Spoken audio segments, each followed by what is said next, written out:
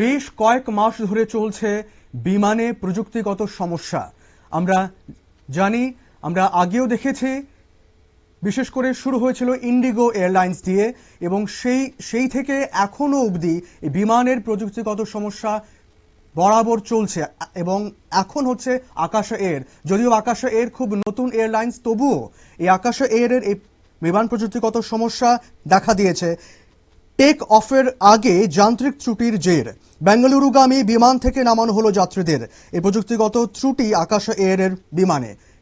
এই বিষয়ে বিস্তারিত জানবো, আমাদের সাথে রয়েছে প্রতিনিধি সৌম্য মুখোপাধ্যায় টেলিফোনে। সৌম্য, দেখো, বিষয়টা হচ্ছে যে মঙ্গলবার সকালে পুনে থেকে বেঙ্গালুরু উদ্দেশ্যে একটি আকাশ এয়ারের বিমান ওড়ার কথা ছিল, কিন্তু বোয়িং 737 ম্যাক্স বিমান করে যখন এই যাত্রীরা বেঙ্গালুরু উদ্দেশ্যে উড়ে যাবেন, ঠিক সেই সময় বিমান সংস্থার তরফ থেকে জানানো হয় যে বিমানের যান্ত্রিক ত্রুটি দেখা দিয়েছে এবং সেই কারণে যাত্রীদের বিমান থেকে নামিয়ে দেওয়া হয়। যেটা জানা যাচ্ছে যে সকাল 8:50 পুনে থেকে ওড়ার কথা ছিল বেঙ্গালুরু গামী কিউপি 13-12 737 এই বোয়িং বিমানে, কিন্তু সকাল 8:10 যখন বিমানের বোর্ডিং শুরু হয় তখন জানা যায় যে বিমানের প্রযুক্তিগত ত্রুটি রয়েছে এবং যাত্রীদের প্রায় 1.5 ঘন্টা ধরে বিমানের মধ্যে বসিয়ে রাখা হয়েছিল। তারপরে বিমানটি উড়বে না বলে জানানো হয় এবং তারপরে বিমানটি থেকে যাত্রীদের নামিয়ে দেওয়া হয়। এবং এই কিউআইপি 13-12 বিমানটি যে সমস্যা হচ্ছে সেটা জানা যায় যে পরে দুপুর 1:15 নাগাদ ফের উঠবে। তবে যখন যাত্রীরা বিমান থেকে নামছে তাদেরকে এই ব্যাপারে কিছু জানানো হয়নি, ফলে যাত্রীদের মধ্যে একটা বিভ্রান্তি তৈরি হয়। দেখো, বিষয়টা হচ্ছে যে গত 12ই জুন এয়ার ইন্ডিয়ার একটি বিমানের দুর্ঘটনা ঘটেছিল আহমেদাবাদে। তারপর থেকে গোটা দেশ জুড়ে ইন্ডিগো, এয়ার ইন্ডিয়া এবং বিভিন্ন বিমান সংস্থার বিমানের যান্ত্রিক ত্রুটি ধরা পড়ে, কখনো মাঝ আকাশে, কখনো টেক অফের সময়, কখনো অবতরণের সময় এই ঘটনা ঘটেই চলেছে। ডিজিসি এর তরফ থেকে ইতিমধ্যে বিভিন্ন এয়ার ইন্ডিয়া সহ বিভিন্ন বিমান সংস্থাকে এই ব্যাপারে সতর্কতা জারি করা হয়েছে। তারপরেও যে পরিবর্তন হয়নি, সেটাই আকাশার মতো একটা নতুন বিমান পরিষেবা সংস্থা, তাদের বিমানেও যান্ত্রিক ত্রুটি দিয়ে এটা প্রমাণ হলো।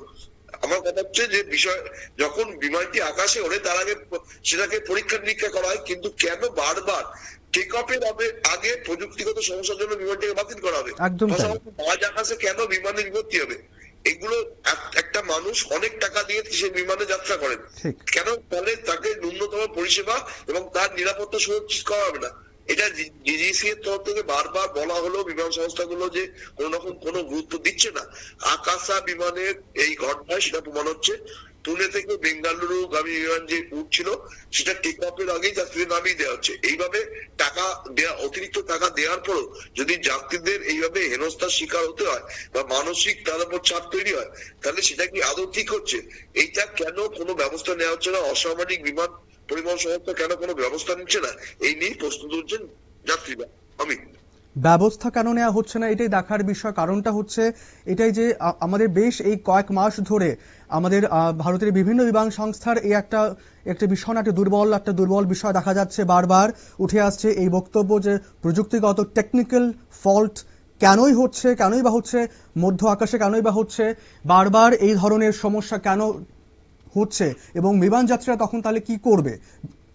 কারণ বিভিন্ন জায়গায়, ভারতে বিভিন্ন জায়গায় বিভিন্ন ইন্টারসিটি এক্সপ্রেস রয়েছে, সেই জায়গায় যখন যেতে হয় বিমান হচ্ছে সবচাইতে অল্প সময়ের মধ্যে পৌঁছে দেওয়ার একটা মাধ্যম। তো সেই জায়গায় বিমান যাত্রীরা আতঙ্কে রয়েছে, কারণ বারবার এই ঘটনা ঘটেই চলেছে।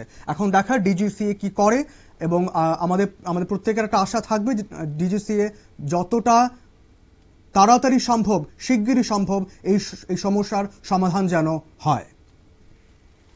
নিয়ে নেব ছোট্ট বিজ্ঞাপন বিরতি, সঙ্গে থাকুন।